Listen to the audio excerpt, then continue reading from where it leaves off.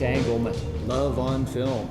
Almost sounds like something we can't show you on public TV. But actually we can, because it's the name of this year's new opera project, dreamed up by Kansas City's Black House Collective. Classical composers from all over the world competed to have their original chamber operas based on a romantic movie scene performed in front of a live audience. 5 world premieres and a visit from documentary filmmaker Ross McElway made the event a night to remember.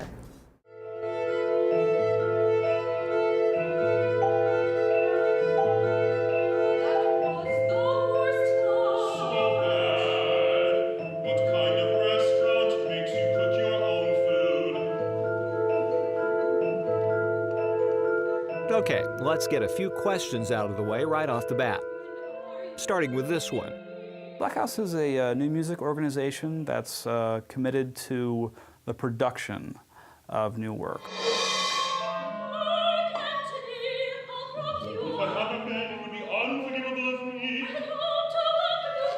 And this one. Most people, when they think of opera, think long, so it's just a short form, and fewer singers, fewer musicians, shorter amount of time.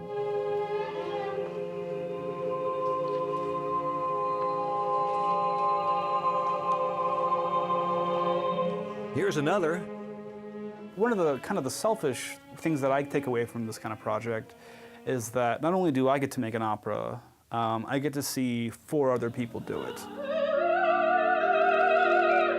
You know, I'm self-taught, and they're all working on their doctorate or they're done. And so they're all way more qualified than I am. And so I'm learning from them in a big way. And hey, while we're at it, I'll take this one. Ross McElway directed Sherman's March, a really great 1986 first-person documentary. If you don't know it, you should.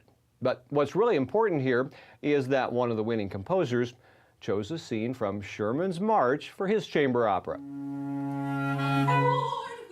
and that's the slightly surreal backstory for this scene, unfolding on a hot summer night downtown in the Black House rehearsal space.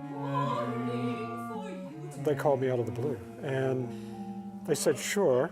And then a week later, I started thinking about it, and I thought, oh, I should go film this. It's never happened before, so I called back and asked their permission to film what I'd given them permission to remake, and that's how I ended up here. There are a lot of scenes you could pick, but they've chosen Charlene's monologue in the Army bunker, where she castigates me for not being passionate enough. It's gonna take a very special kind of woman. It's a very funny scene, so I'll be very curious to see how in the world they deal with this as a piece of serious experimental music and opera. Black House did tackle an opera project last year, but film wasn't part of the mix. What little money they did have, Hunter recalls, went largely toward costumes and sets. Since I'm so inexperienced with operas, I'd never written one, I'd never been a part of a production of any kind, I didn't realize, I forgot about the singers had to memorize the music and be able to act and all that. So the idea to use the films was an attempt to not have to buy sets. Also, it takes some of the pressure off the singers because they don't have to memorize the music. They'll be able to just read it.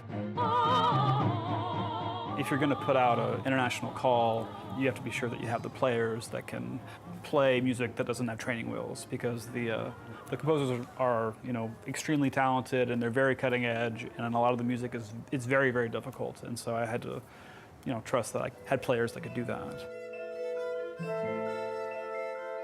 Hunter's a reluctant entrepreneur, impresario. I tease him all the time for that because he just naturally has that inclination to bring a community of artists together and to reach out to other people. And I think that's a part of his own process as a composer. And I think it's great that somebody's willing to do that because it's a lot of work. Lisa believes that when artists push the bounds of the silos they often work in, that the best results often occur. She likes to help facilitate that, even if it means simply taking tickets for the big night in Atkins Auditorium at the Nelson Atkins Museum of Art.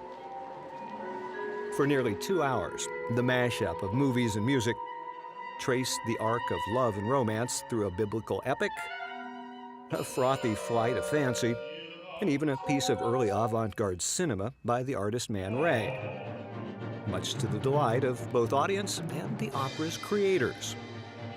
They all came from the coast. They don't come to the Midwest and expect high-level execution. They seemed really pleased with the level of player. That was a point of pride, for sure. And as for the man behind the march, color him impressed as well. I honestly did not know what I'd be finding when I came here. And if it were, really amateur, like community theater, that would have been great. I've seen those kind of productions before, and they're wonderful. This was not that at all.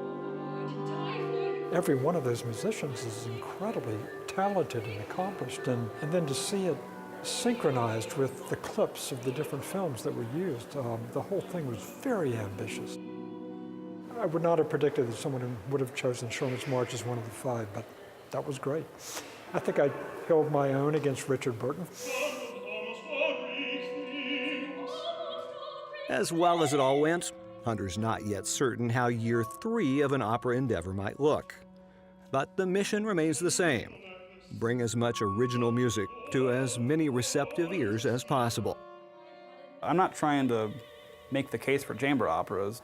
I'm really just trying to make cool new music. And the fact that it's, newly made and never been heard before, that's what's important to me. If you look back at the history of most of our institutions, cultural institutions in this community, they started with the vision of one artist who had not just a vision in his art form, but had a passion for the community and the idea of getting this out there and making more opportunities for more people.